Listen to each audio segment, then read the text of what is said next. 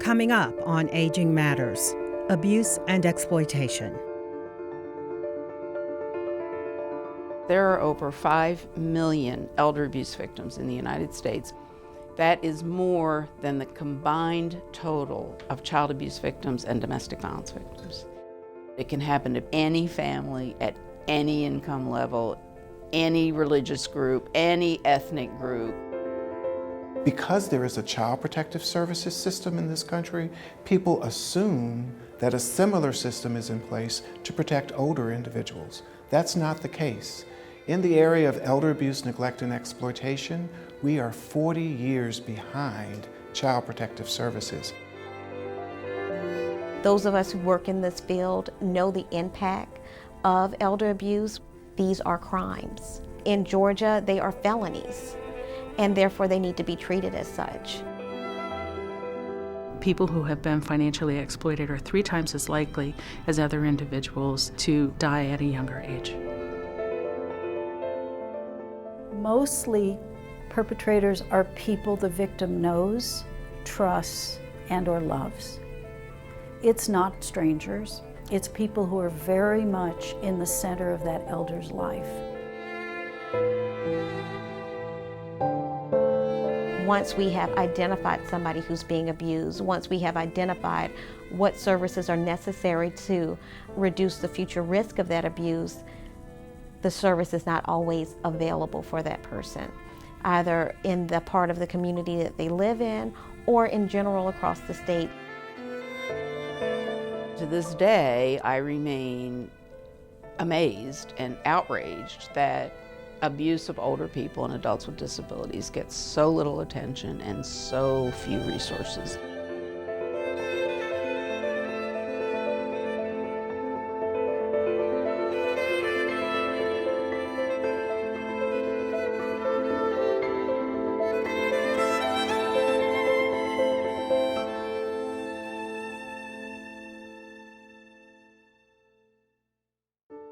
Major funding for NPT reports Aging Matters is provided by the West End Home Foundation, improving the quality of life of seniors through the support of nonprofit organizations in Middle Tennessee.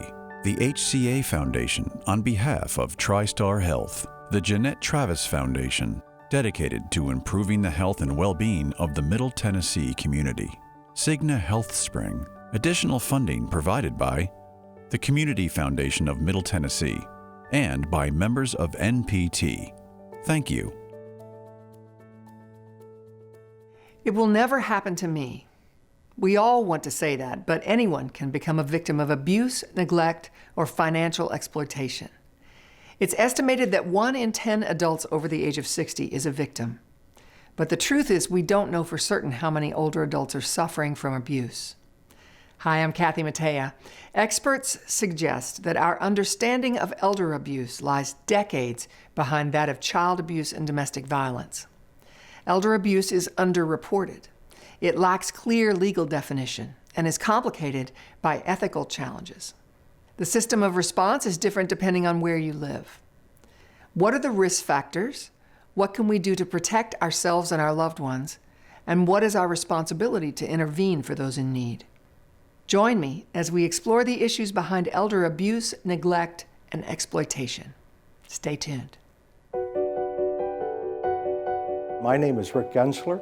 I'm grateful for your willingness to be here today and to give time to this serious and important topic, which I believe is only going to continue to grow. With 76 million boomers aging and the leading edge has turned 70, I don't believe that congregational leaders can put their heads in the sand any longer. Today, a small group of church leaders and members are meeting to learn about elder abuse, neglect, and exploitation. For many in the room, this will be their first in-depth conversation about elder abuse. I'm not aware of many areas of the country that's doing what we're doing right here today. It's just a void. It has just been a void out there, and people have not talked about it, and the information is just not readily available. So somebody's got to do it. Why learn about elder abuse? What is elder abuse? how do we define elder abuse and what are the signs of abuse? What should we be looking for? The questions are simple, but the answers are not. There is no federal legal definition of elder abuse, which means no national trends, statistics, and data are available. The National Center on Elder Abuse defines elder abuse this way. Elder abuse is any knowing, intended, or careless act that causes harm or serious risk of harm to an older person, physically, mentally, emotionally, financially. Where does elder abuse occur? Where does it occur? Typically, elder abuse tends to happen outside of adult care facilities. Of course, things happen in assisted living facilities or in nursing home facilities, but elder abuse generally occurs in the vulnerable adult's own home. Who are victims of elder abuse? Well, both men and women are victims of elder abuse. However, the typical victim is a woman, normally between the ages of 70 and 89, who is frail and has cognitively impaired in some way, shape, or form. Older people control the majority of wealth in this country, and their kids know it, their grandkids know it, their neighbors know it, and certainly the con artists know it. So they go where the money is. I think often in the news, the kind of stranger scams get a lot of attention. However, that is not the majority of what we see. The majority of all abuse, neglect, and exploitation is perpetrated by caregivers, family members, those people who are closest to the individuals. It's typically a son, a daughter, a granddaughter who is in the home under the role of a caregiver, but in fact is either abusing the senior, they're stealing their money, identity theft, neglect. Things of that nature is what we typically see. Know the warning signs. An unusual degree of fear or submissiveness to the caregiver. Isolation from family, friends, and community. Characterizes a loved one as Dr. Jekyll and Mr. Hyde. Has repeated accidental injuries. There is a new friend that is with mama. And that new friend seems to be rather controlling.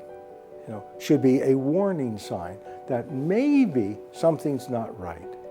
When I'm out working with congregations and providing seminars for church leaders, one of the most common questions that I receive is, do we have to report it? If we're not sure, what do we do? If you suspect elder abuse, you should call police or Adult Protective Services right away. Adult Protective Services is on the front lines of response to elder abuse. Adult Protective Services provides an investigation and assessment of reports of abuse and neglect and exploitation in all settings, private homes, long-term care facilities, homeless, regardless of the location. If we get the report and we can find them, we're there. Adult Protective Services is the invisible thread in the safety net. Very few people have ever heard of it, although virtually everyone knows of Child Protective Services. Our role is to protect vulnerable adults of Tennessee. Our very first step is to go see the alleged victim and make sure that they're okay. The goal of the investigation is to prevent further abuse and neglect from occurring and intervene to protect premature death. We may talk to neighbors, friends, doctors, service providers as part of our investigation. Once we determine if the allegations are valid, we would then offer some protective services if it's indicated that there is a need for that. How and when APS responds depends on where you live in the United States. There's no designated funding for direct services to elder abuse victims. There's no national law about APS, no minimum standards. Every APS program differs. In county-based systems, it can differ from county to county. It certainly differs from state to state. This problem is so complex and overlaps health, money, longevity, housing, family relationships, So they really need a comprehensive response that enables them to make the decisions they want to make, which is almost always to stay at home, but to live safely and, with some dignity. There's no one single agency that can protect our vulnerable adults. We all work together as in a system to create this protective services environment and provide the services that they need.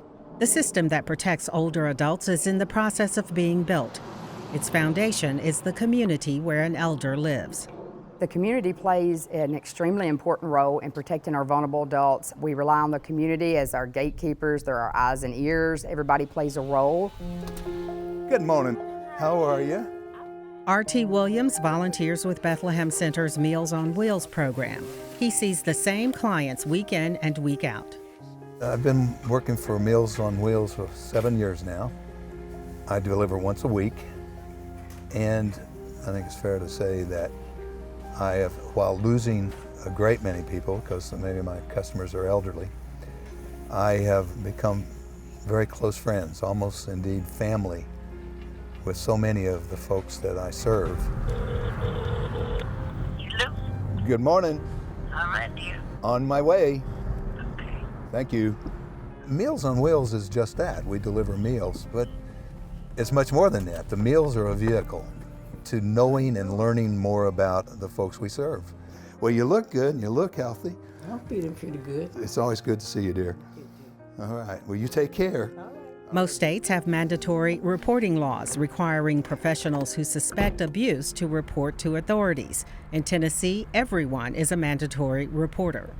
The common threads in the community that I serve is they all have friends who have their back, friends who will come over and help them with the house cleaning, or perhaps bring them things that they need, even come and stay with them for a day or two. But as they age, those opportunities and those friends kind of fall by the wayside, and they get into situations where they just want to see a friendly face. Hey, Henry. Hey, all right, how you doing? I'm okay. How are you doing? I'm doing fine. Loneliness is the common denominator I see to easily half of the people that I serve.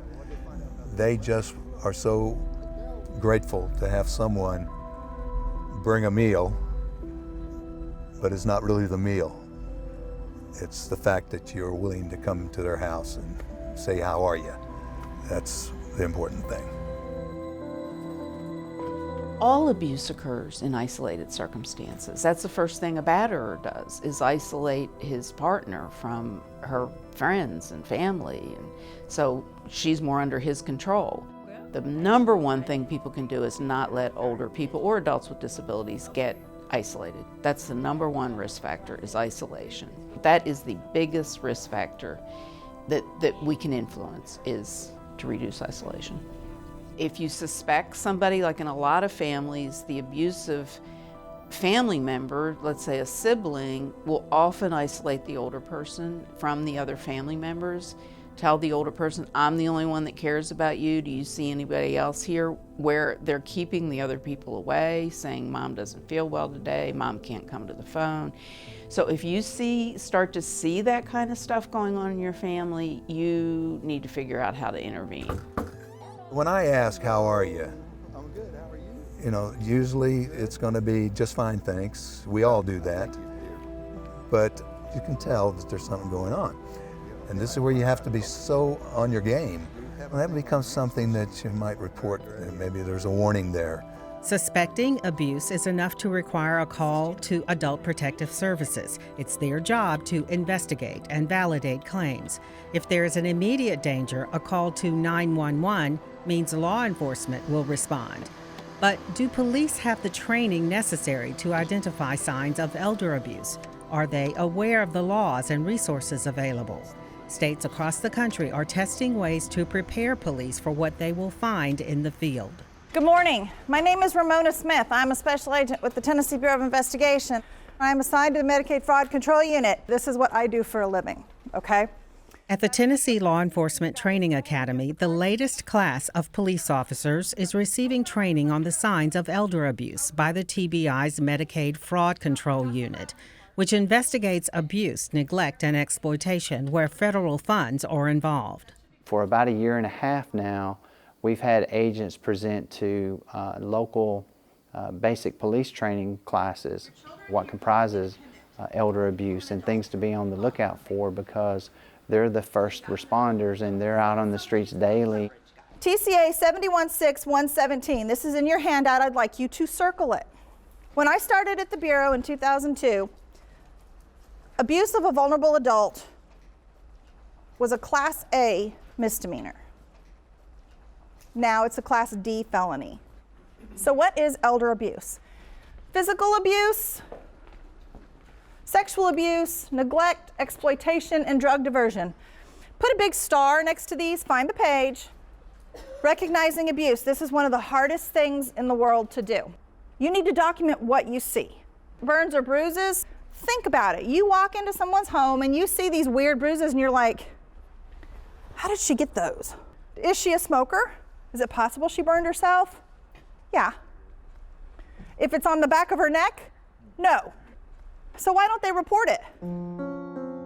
In the area of elder abuse, one of the big challenges is just getting it reported, because a lot of times people are embarrassed or ashamed or don't want to say anything because they fear they may be placed in a nursing home or another healthcare institution or facility. Some of the things that do happen, they don't necessarily want to talk about. And those are challenges for us to try to overcome. Training is not universal and presents its own limitations. Sometimes that training is not available. Sometimes it costs a lot of money. And sometimes it's just training that might be a 2-hour block or a 4-hour block once in your career. We're all expected to remember all that, and sometimes it gets a little difficult. So what we try to do is we try to come up with little options. The staff at Georgia Adult Protective Services wanted law enforcement to have tools available on demand, especially on nights and weekends when the doors at APS are closed. Working with medical experts and partners, they created an app to guide officers in the field. What to look for, who to call when you do see it, who's appropriate to call, so that even those individuals who have not gone through in-class training would have a basic knowledge of abuse, neglect, and exploitation. One key part of the app addresses whether a victim may be experiencing some cognitive impairment, such as dementia. Dementia is a common disorder. The older you get, the more likely you are to have it. If you're 85, there's a 50-50 chance you've got it. Sight unseen. Living with dementia or cognitive impairment is a significant risk factor for abuse. There is important research that was done in Southern California looking at elder abuse between caregivers and their care recipients, most of whom or many of whom had dementia. Almost half of cases where you had a care recipient where that person had dementia resulted in abuse. People living with dementia are at a high risk for self-neglect, where a person is unwilling or unable to meet their needs. There have been a number of instances all across the U.S. where folks with dementia, with Alzheimer's disease, were stopped and in a moment of clarity gave a reasonable answer to an officer, were allowed to leave and didn't survive the night for whatever reason. And those are the things we want to try to avoid. People who are cognitively impaired, demented, whatever, for any number of reasons. How do they detect that? What are they supposed to do when they pick it up? Dr. Larry Toon with Emory University School of Medicine helped create a set of questions that law enforcement could use to quickly evaluate an individual's cognitive ability. I tell you, my name is Officer Toon, and then I ask you 2 questions, and then I ask you, do you remember my name? If the guy doesn't, well, that's not a diagnostic test, but it should raise your suspicion that this person has an impairment and something needs to be done further. Establishing whether or not we're dealing with an abused, neglected, exploited individual allows us to go to the next step. These are things we want to get involved in. It gives us another tool to establish a suspicion and then build on from there. It allows investigators to make home visits, to start even a potential criminal proceeding to help those innocent people. Law enforcement knows what their job is, which is to figure out who did it and hopefully stop that perpetrator and then hopefully an arrest and a conviction. However, what social service entity do we call in to deal with the person themselves, the victim, and to make sure that their situation is stabilized and that they're no longer at risk? And so that can be confusing. When the crisis or the incident or the crime occurs, after the police respond, then what does the senior do? Now what? How do I feel safe? How do I get counseling if I'm feeling scared? How do I get the food that I need? All those things come up. Lauren Angulo operates a program offered by 50 Forward in Middle Tennessee called Victory Over Crime. If the police and adult protective services are the front line of response, Victory Over Crime is a second line of defense. We, at that point, will swoop in and we will offer that support, we'll offer those services to help the victim get back on their feet. And our main goal is to leave them in a better state than we found them. One of the most common and least reported forms of elder abuse is financial exploitation.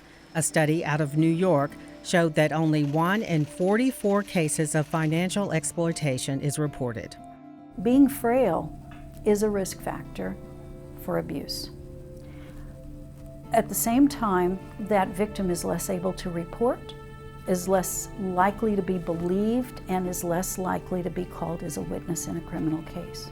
When we look at financial exploitation, the reality is when an older person has lost their life savings and no longer has the wherewithal to live comfortably as they had hoped to do and had planned to do, a lot of bad things happen. They're never going to recoup those financial losses. We know in many instances, elderly individuals, when they find that their funds are tight, one of the first things they do is stop taking their medication, and then that affects their health. And we also know that people who have been financially exploited are 3 times as likely as other individuals to die at a younger age. It's not benign just because it's about money. It changes lives. It destroys relationships with family. It undermines self-confidence and the ability to live independently. It is estimated that 90% of elder abuse is perpetrated by family members or trusted individuals. The relationship between victims and perpetrators means that even when resources are available, elder victims may refuse services. If we have a senior whose daughter is their caretaker, and that daughter is neglecting the senior, abusing the senior, financially exploiting the senior, how do we remedy that situation? There is no emergency housing for situations like this. We have a few victims who struggle daily with deciding whether or not they want their abuser to leave the home. All you can do is support them and arm them with as much confidence and resource and support as you can, and hope for the best. A long time ago, we used to think the danger came from outside the home. The reality is what we've learned is the people the victim will willingly open their front door to and invite in are the greatest danger. Victims are very forgiving. If it's my child or my grandchild, the last place I really want to see that child or grandchild is in jail. It's a complex situation because then the senior doesn't want to be even more alone. Well, if I have her arrested for stealing this money, then who's gonna be there when I eat breakfast? What if I have a heart attack and no one's there to call 911? If I could change anything to help seniors become safer and more secure, it would be emergency housing. Emergency shelter for those in a volatile situation who need to be removed for their own safety. That would be the #1 thing. We need more resources. Until we get funding to directly address the needs of vulnerable adults, we are always going to be behind the 8 ball. We need advocates for one another out of our faith-based communities that help look after each other. And if we're not doing that, are we being faithful, if you will, to our faith?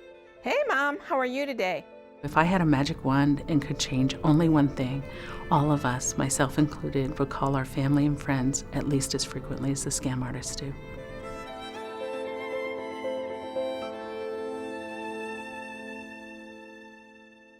There are things you can do now to protect yourself and your loved ones from abuse, neglect, and exploitation. First, ask questions. If something sounds too good to be true, it generally is. Second, talk to neighbors and loved ones. Check in when you can. Third, reach out for help when you need it, before you need it. In Tennessee, if you suspect someone may be at risk for abuse, neglect, or exploitation, call Adult Protective Services toll-free at 1-888-277-8366. And if there's an immediate danger, call 911. It takes a community of support and a willingness to speak out to prevent abuse of all forms. Do your part. For more information and to see all of Nashville Public Television's Aging Matters series, visit our website, wnpt.org/agingmatters. Thanks for watching. Major funding for NPT Reports Aging Matters is provided by the West End Home Foundation, improving the quality of life of seniors through the support of nonprofit organizations in Middle Tennessee. The HCA Foundation on behalf of TriStar Health. The Jeanette Travis Foundation, dedicated to improving the health and well-being of the Middle Tennessee community. Cigna Health Spring. Additional funding provided by the Community Foundation of Middle Tennessee and by members of NPT. Thank you.